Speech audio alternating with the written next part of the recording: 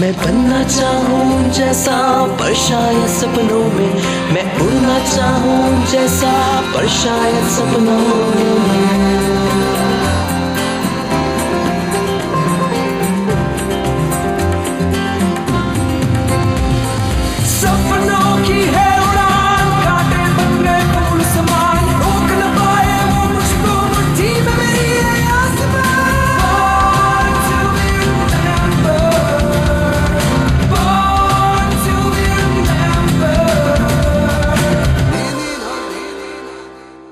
तकरीबन 342 साल। शायद इतना ही वक्त लगा होगा साउथ अफ्रीका, जिसकी मेजॉरिटी पॉपुलेशन श्वेत की है, को आजाद होने में। और एक शख्स जिसे साउथ अफ्रीका के इतिहास में हमेशा याद किया जाएगा, वो और कोई नहीं, नेल्सन मंडेला है। आज ही के दिन मई 9, 1994 में साउथ अफ्रीका के इतिहास में एक सुनहरा पन्ना जुड़ गया, जब नेल्सन मंडेला को उस देश का प्रेसिडेंट इलेक्ट किया गया, और इसी के साथ वो पहले ब्लैक प्रेसिडेंट बने। और इसके साथ ही अपार्थाइड का एक भयानक दौर साउथ अफ्रीका से हमेशा के लिए खत्म हो गया। उनके 5 साल के कार्यकाल के बाद दुनिया की मशहूर पत्रिका द टाइम्स ने अपने लेख में उनके कार्यों को कुछ इस तरह लिखा: The 5 years have seen a genuine change of political power, widespread respect for the rule of law, and none of the political revenge killings that have marked other societies in transition. South Africa has many problems, such as desperate poverty and terrifying crime.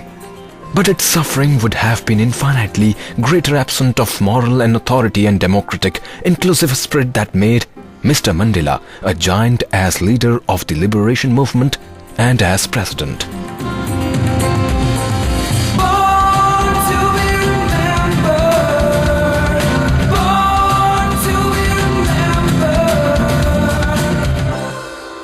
अब हम जिस व्यक्ति की बात करने जा रहे हैं, उनके बारे में कुछ भी कहने से पहले ये 2-3 लाइन पढ़ते हैं, और मुझे पूरी उम्मीद है कि आप मेरे बताने से पहले ही जान जाएंगे कि मैं आज किस व्यक्ति के बारे में आपसे बात करने वाला हूं। जनगण मन अधिनायक जय हे, भारत भाग्य विधाता। जी हाँ, इसे लिखा था गुरुदेव रविंद्रनाथ टैगोर ने, एक ऐसी पर्सनालिटी जिसने हिंदुस्तान को पश्चिम में न सिर्फ नाम दिलाया, बल्कि हिंदुस्तानी सभ्यता, संस्कृति और लिटरेचर को दुनिया के सामने लाकर भारत के इतिहास में एक सुनहरा पन्ना जोड़ दिया। अपनी एक अलग स्टाइल रखने वाले रविंद्रनाथ टैगोर पहले ऐसे नॉन वेस्टर्न थे जिन्हें लिटरेचर का नोबेल प्राइज 1913 में दिया गया। यह अवार्ड उन्हें उनकी किताब गीतांजलि के लिए दिया गया। वैसे दोस्तों, हम आपको बताएं कि गीतांजलि का मतलब क्या होता है। इसका मतलब है song offering. Gitanjali basically constitute some highly refreshing and sensitive verses. और चलिए गीतांजलि से ही आपके लिए कुछ lines. Light my light, the world filling light, the eye kissing light, the heart sweetening light. Ah, the light dances, my darling, at the center of my life. The light strikes, my darling, the chords of my love. The sky opens, the wind runs wild. Laughter passes over the earth. इन पंक्तियों को सुन के अब तक तो आपके जहन में कई ख्याल उमड़ पड़े होंगे। ख्यालों को थोड़ा आराम दे दीजिए, क्योंकि अब हम आपको रविंद्रनाथ टैगोर के जीवन के कुछ पहलुओं से रूबरू कराने जा रहे हैं। वैसे तो गुरुदेव रविंद्रनाथ टैगोर की जन्म की तारीख से जुड़े कई मतभेद हैं, लेकिन कई पर्सनैलिटीज इस दुनिया में आई जिनके लिए दिन नहीं बल्कि दिल देखा जाता है, और ऐसे ही पर्सनैलिटी में गुरुदेव रविंद्रनाथ टैगोर भी आते हैं। आज ही के दिन पैदा हुए गुरुदेव रविंद्रनाथ टैगोर ने अपनी पहली कविता सिर्फ 8 साल की आयु में लिखी, और 16 साल की उम्र में उन्होंने अपनी कविताओं की पहली किताब भानु सिम्हा रिलीज की। कहते हैं कि ये टैगोर ही थे जिन्होंने बांग्ला लिटरेचर को अपनी लेखनी से मॉडर्न दिशा दिखाई। उनकी कहानियां, कविताएं, पेंटिंग और एसेस जितनी पर्सनल है, उतनी ही पॉलिटिकल इमोशंस को भी दर्शाती हैं। गीतांजलि, गोरा और घरे बैरे रविंद्रनाथ टैगोर की ये कुछ ऐसी कृतियां हैं जो न सिर्फ अनमोल हैं बल्कि बेमिसाल हैं। और चलिए आपको सुनवाते हैं उन्हीं की एक अनमोल रचना। যদি কেউ কথা না কয় ওরে ওরে ও ভাগা কেউ কথা না কয়, যদি সবাই থাকে মুখ ফিরায়ে সবাই করে ভয়, যদি সবাই থাকে মুখ ফিরায়ে সবাই করে ভয়, তবে পরাণ খুলে ও তুই মুখ ফুটে তোর মনের কথা একলা বলো রে, ও তুই মুখ ফুটে তোর মনের কথা একলা বলো রে। যদি তোর ডাক শুনে কেউ না আসে তবে একলা চলো রে। एक इंटरेस्टिंग बात जो रविंद्रनाथ टैगोर की पढ़ाई के दिनों की है वो ये है कि उन्हें कभी भी फॉर्मल एजुकेशन पसंद नहीं आई। एक तरह से देखा जाए तो टैगोर को इससे बैर था और यही वजह थी कि कलकत्ता के प्रेसिडेंसी कॉलेज का सफर उनके लिए बस एक दिन का था। उसके बाद वो कॉलेज वापस नहीं गए। कई साल बाद उन्होंने फॉर्मल एजुकेशन के बारे में कुछ इस तरह लिखा, it Knox at the doors of the mind. If any boy is asked to give an account of what is awakened in him by such knocking, he will probably say something silly. For what happens within is much bigger than what comes out in words. Those who pin their faith on university examinations as the test of education take no account of this. Tagore अपने आप में एक ऐसी शख्सियत थे जिनके अंदर मानो पोइट्री ने घर कर रखा हो। टैगोर ने अपने जीवन काल में तकरीबन 2230 सॉन्ग कंपोज किए, जिसे आज हम रविंद्र संगीत के नाम से जानते हैं। और इसी रविंद्र संगीत को रविंद्रनाथ टैगोर की कहानियों में देखा जा सकता है, एक भावनात्मक समावेश जिसने न सिर्फ उनको एक अलग स्टाइल से नवाजा बल्कि उनकी एक अलग पहचान के पीछे भी इसका बहुत बड़ा हाथ रहा है। रविंद्रनाथ टैगोर अकेले ऐसे कवि, लेखक, पेंटर हैं जिनके लिखे गए कॉम्पोजिशंस को 2 देशों में नेशनल एंथम की उपाधि प्राप्त है। भारत में जनगण मन और बांग्लादेश का अमार शोनार बांग्ला। आज हम इस महान कवि और लेखक के जन्मदिन पर अपनी टीम की ओर से श्रद्धांजलि अर्पित करते हैं। আলো না ধরে যদি ঝড় বাদলে আধার রাতে দুয়ার দেয় ঘরে, তবে বজ্রা নলে আপন বুকের পাঁজর জ্বালিয়ে নিয়ে একলা জলো রে, আপন বুকের পাঁজর জ্বালিয়ে নিয়ে একলা জলো রে। যদি তোর ডাক শুনে কেউ না আসে তবে একলা চলো রে।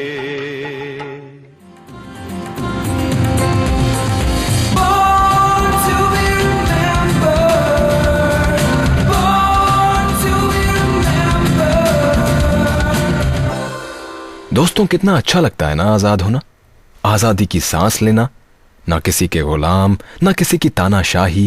बॉर्न टू बी रिमेंबर्ड में हम आपको याद दिलाना चाहते हैं एक ऐसे ही आजादी के परवाने की जिसका आज जन्मदिन है।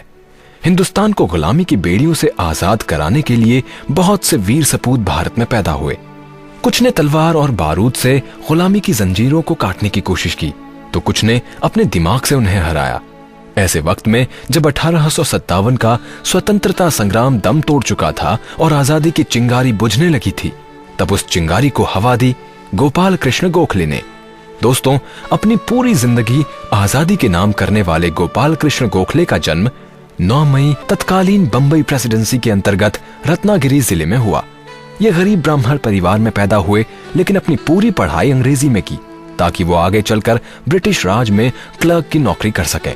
गोपाल कृष्ण बचपन से ही सच्चाई में भरोसा रखने वाले इंसान थे। इसका अंदाजा हम लगा सकते हैं उनके बचपन के इस किस्से से। किस्सा कुछ यूं था कि वो 3री क्लास में थे और टीचर ने पूरी क्लास को घर से कुछ सवाल हल करके लाने के लिए दिए। दूसरे दिन जब सबकी कॉपियां चेक हुई तो गोपाल कृष्ण के अलावा किसी और बच्चे के जवाब ही सही नहीं थे। फिर क्या था, क्लास में गोपाल कृष्ण के लिए तालियां बजीं और टीचर ने उनकी पीठ थपथपाई, मगर भोले गोपाल कृष्ण की आंखों से आंसू बहने लगे। जी हाँ, सभी हैरान हो गए कि आखिर गोपाल कृष्ण शाबाशी मिलने के बाद भी रो क्यों रहे हैं, उन्हें तो खुश होना चाहिए। आपको पता है वो नन्हा गोपाल कृष्ण रो क्यों रहा था? क्योंकि वो काम उन्होंने नहीं बल्कि उनके बड़े भाई ने किया था। अगर मैं उनकी जगह होता ना तो शायद ये कभी नहीं बताता कि मैंने ये काम किया। अरे भाई, शाबाशी किसे अच्छी नहीं लगती। खैर, ये तो मजाक की बात हुई, आप मुझे सीरियसली मत ले लेना, क्योंकि हम भी चाहते हैं कि आप अच्छे इंसान बने। तो इस तरह ऐलान हुआ सच्चाई के उस फलसफे का जिस पर वो जिंदगी भर चले और जिन सिद्धांतों से दूसरों को भी रोशनी मिलती रही। 1884 में एल्फिस्टन कॉलेज से ग्रेजुएशन करने के साथ ही गोपाल कृष्ण गोखले का नाम उस भारतीय पीढ़ी में शुमार हो गया जिन लोगों ने पहली बार यूनिवर्सिटी में पढ़ाई की। ग्रेजुएशन कंप्लीट करने के बाद ही गोपाल कृष्ण पुणे के न्यू इंग्लिश स्कूल में टीचर बन गए। गोपाल कृष्ण गोखले की मुलाकात समाज सुधारक महादेव गोविंद रानाडे से हुई और फिर वो भारतीय स्वतंत्रता संग्राम में शामिल हो गए। 1889 में वो भारतीय राष्ट्रीय कांग्रेस के सदस्य बने। मगर बाल गंगाधर तिलक से मिलने के बाद गोखले को जिंदगी में एक नई दिशा नजर आने लगी। गोखले ने पहली बार कोल्हापुर में एक भाषण दिया। गोखले का भाषण सुनकर वहां मौजूद लोग आजादी की लड़ाई में कूदने के जज्बे से भर गए। भारतीय लोगों को हक दिलाने के लिए वो हर मुमकिन कोशिश करते। 1894 में आयरलैंड जाने के बाद गोखले एल्फ्रेड वेल्ब से मिले और उन्हें कांग्रेस का अध्यक्ष बनने के लिए राजी कर लिया।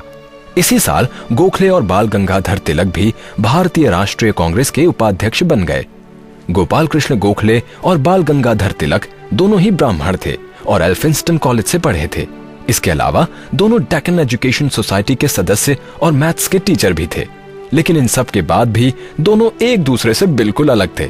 गोखले बात करके चीजों को सुलझाने की कोशिश करते, तो वहीं तिलक उग्र राष्ट्रवादी थे।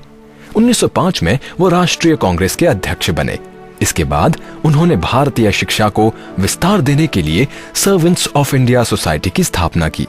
वो चाहते थे कि लोग पढ़ेंगे तो अपने हक के लिए लड़ सकेंगे। उन्होंने मोबाइल लाइब्रेरी और स्कूल बनाए। 1920 में गांधी जी स्वतंत्रता संग्राम का हिस्सा बने। अपनी आत्मकथा में भी गांधी जी ने गोपाल कृष्ण गोखले को अपना राजनीतिक गुरु कहा है। मुस्लिम नेता मोहम्मद अली जिन्ना ने भी गोखले को अपना गुरु माना था। दिन रात काम का दबाव और नई नई परेशानियों की वजह से गोपाल कृष्ण बीमार रहने लगे और 19 फरवरी 1915 में महज 49 साल की उम्र में आंखों में आजादी का सपना लिए इस दुनिया को अलविदा कह गए। गोपाल कृष्ण गोखले के इस दुनिया से जाने के बाद इस दल के काम में कमी आई, लेकिन आज भी अपने कुछ सदस्यों के साथ मिलकर ये संस्था काम कर रही है। गोपाल कृष्ण उन लोगों में से हैं जिन्हें भारत का ग्लैडस्टोन कहा जाता है। महात्मा गांधी ने कहा था, सर फिरोज शाह मुझे हिमालय की तरह दिखाई दिए जिसे मापा नहीं जा सकता, और लोकमान्य तिलक महासागर की तरह जिसमें कोई आसानी से उतर नहीं सकता।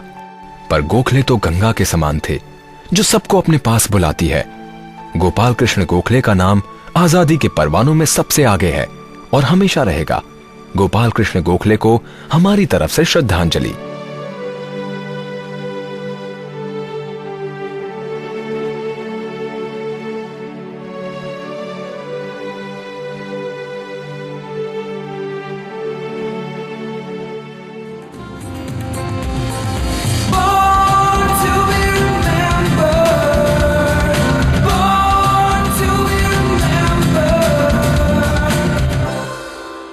जब हम आज आजादी और जोश की बातों में गोते लगा ही चुके हैं, तो लीजिए हम आपके सामने एक ऐसे शूरवीर को ले आए हैं जिन्होंने अंग्रेजी ही नहीं बल्कि मुगल साम्राज्य के खिलाफ जंग का बिगुल बजाया था। उनका मानना था कि ये विदेशी हैं और ये हमारे देश पर राज्य करें, ये हमें मंजूर नहीं। जब जब शौर्य और हिम्मत की बात होगी, एक नाम जो हमेशा याद आएगा वो और कोई नहीं बल्कि मेवाड़ के उस राजा का होगा जिसने मुगल शासन के आगे अपने सर को झुकाना गवारा नहीं किया। आज हम आपको ऐसे ही शूरवीर की कहानी सुनाएंगे और उनकी जिंदगी के कुछ पहलुओं पर नजर डालेंगे और जानेंगे कि आखिर क्यों इस योद्धा को आज भी हिंदुस्तानी इतिहास में बहुत इज्जत के साथ देखा जाता है। हम बात कर रहे हैं महाराणा प्रताप सिंह की। इतिहास के पन्नों में इस योद्धा का नाम सुनहरे अक्षरों में दर्ज है और आज भी राजस्थान में इनकी हिम्मत और बहादुरी के किस्से बच्चे बड़े बूढ़े सबकी जुबान पर आम है। और ये दर्जा उनको सिर्फ इसलिए हासिल नहीं हुआ कि उन्होंने मुगल शासक अकबर के सामने झुकने से मना कर दिया, बल्कि इसलिए भी कि महाराणा प्रताप का नाम बहुत इज्जत के साथ लिया जाता है, क्योंकि उस दौर में प्रजा की हिफाजत उनके लिए धर्म थी और इसी धर्म को निभाने के लिए वो अपनी मृत्यु तक मुगल सल्तनत से लड़ते रहे और कभी भी हथियार नहीं डाले।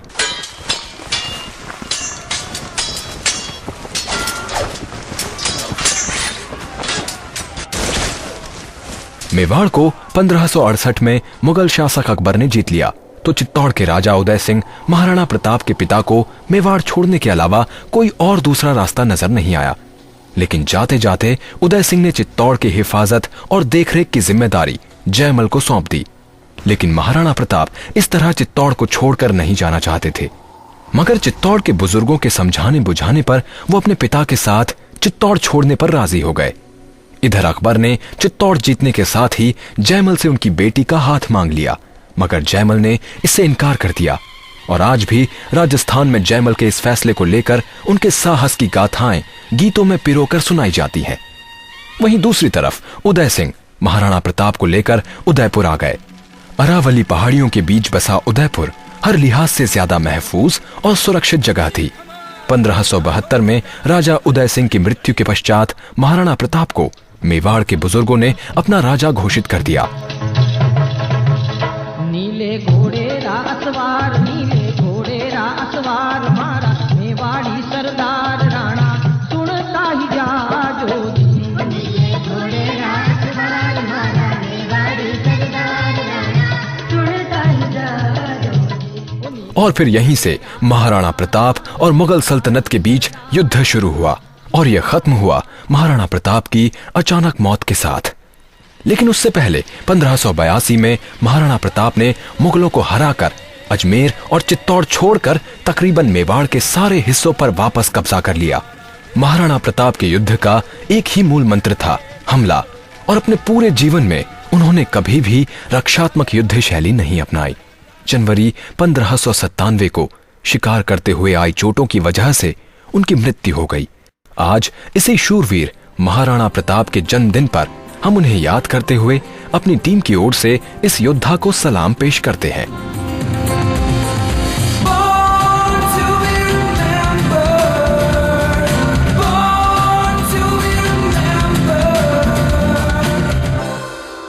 बॉर्न टू बी रिमेंबर्ड में अभी आपने सुना महाराणा प्रताप के बारे में। जाहिर है उनके बारे में सुनकर आपका जोश उफान पर होगा, तो इस जोश को यूं ही ठंडा मत होने दीजिए, क्योंकि ये जोश क्रिकेट के मैदान में काम आने वाला है। हम आपको हमेशा उन लोगों के बारे में बताने की कोशिश करते हैं जिनमें से कुछ को तो आप जानते हैं मगर कुछ को आप भूल गए हैं। आज भी जब हम किसी ऐसी महिला के बारे में सुनते हैं जो क्रिकेट खेलती हैं, तो थोड़ा सा हैरान जरूर हो जाते हैं। ये वुमेन्स क्रिकेट मैच कब और कहां खत्म हो जाते हैं पता ही नहीं चलता। तो सोचिए, जब आज ऐसी हालत है तो आज से 25 साल पहले क्या सोचते होंगे लोग। अब मैं आपको ऐसे ही महिला क्रिकेटर के बारे में बताऊंगा जिनका जन्म 9 मई 1963 में इंदौर में हुआ, जिस शहर ने हमें बड़े बड़े धुरंधर क्रिकेटर दिए हैं। जिनकी हम बात कर रहे हैं, इन्हें इंडियाज रन मशीन के नाम से भी जाना जाता है। जी हाँ, मैं बात कर रहा हूं इंडियन वुमेन्स क्रिकेट टीम की कैप्टन रह चुकी संध्या अग्रवाल की। इंदौर में क्रिकेट में नाम कमाने के बाद संध्या के लिए क्रिकेट की दुनिया के दरवाजे हमेशा के लिए खुल गए और 1984 में जब Australia cricket team India I तो संध्या भी उनमें शामिल हो गई। संध्या लगातार अच्छा प्रदर्शन कर रही थी, लेकिन उनके हाथ बड़ी कामयाबी लगी उनके तीसरे टेस्ट मैच से, जो अहमदाबाद में हुआ था, और इसमें उन्होंने इंग्लैंड के खिलाफ 190 रन बनाए। यहीं से संध्या के लिए वो मोड़ आ गया जहां से उन्हें कभी पीछे मुड़कर देखने की जरूरत नहीं पड़ी। इस सीरीज में संध्या ने लगातार 71, 134 और 83 रन बनाए। धीरे धीरे संध्या का बल्ला ऐसा बोला कि बड़े बड़े बॉलर्स उनके सामने ढीले पड़ने लगे। इस रन मशीन ने 1984 से 1995 तक कुल 13 टेस्ट मैचेस में अपने बल्लेबाजी का झंडा गाड़ा। कुल 1150 रन बनाए, जिनका एवरेज था 50.45। संध्या आज भी टेस्ट मैचेस में सबसे ज्यादा रन बनाने वाली महिला और लगातार 9 घंटों तक खेल के मैदान में जमी रहने वाली क्रिकेटर के रूप में जानी जाती हैं। ऐसी बल्लेबाज जिसका नाम आज भी क्रिकेट के गलियारों में गूंजता है। उन्हें हमारी तरफ से जन्मदिन की ढेरों बधाई।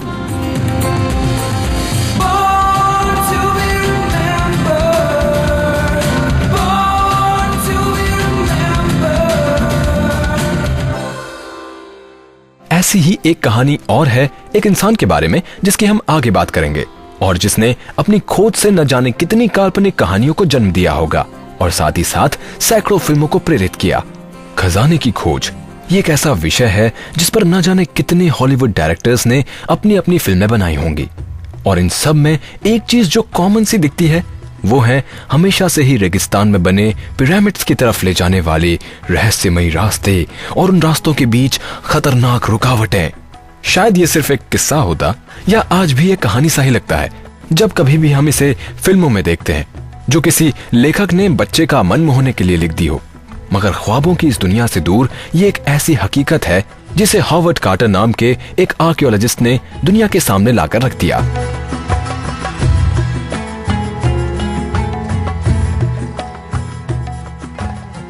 उन्नीस 1922 में जब हॉवर्ड कार्टर ने तूतनखामुन की कब्र की खोज की तो उसके बाद से आज तक हॉलीवुड ने इस रहस्यमयी सफर को न जाने कितने तरीकों से पेश किया। हर बार रहस्य के कुछ नए पर्दे उठते हुए दिखाई दिए, मगर सच क्या है इजिप्ट के उन रहस्यमयी पिरामिड्स का? ये शायद सबसे बेहतर हॉवर्ड कार्टर ही बता सकते थे। हॉवर्ड कार्टर का जन्म 9 मई 1874 को इंग्लैंड में हुआ।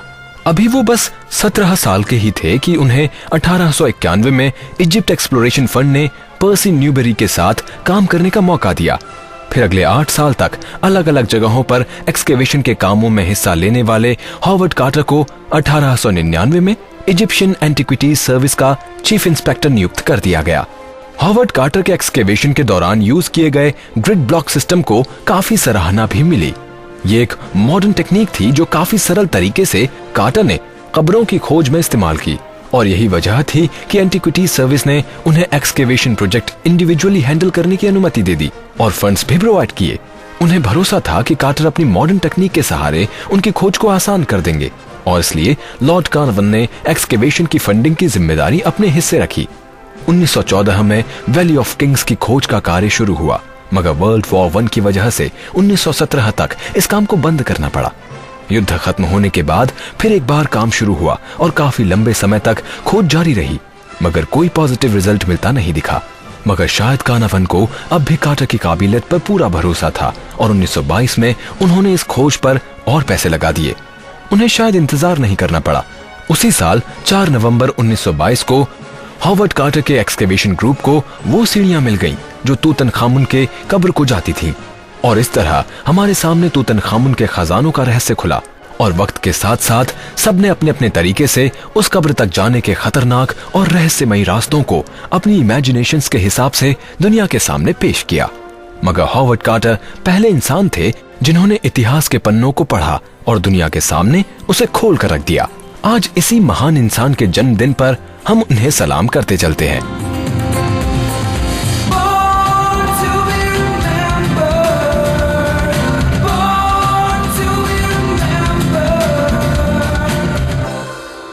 दोस्तों, वक्त आ गया है आपसे अलविदा कहने का। आपसे फिर होगी मुलाकात, तब तक के लिए नमस्कार। मैं बनना चाहूँ जैसा पर शायद सपनों में, मैं उड़ना चाहूँ जैसा पर शायद सपनों में।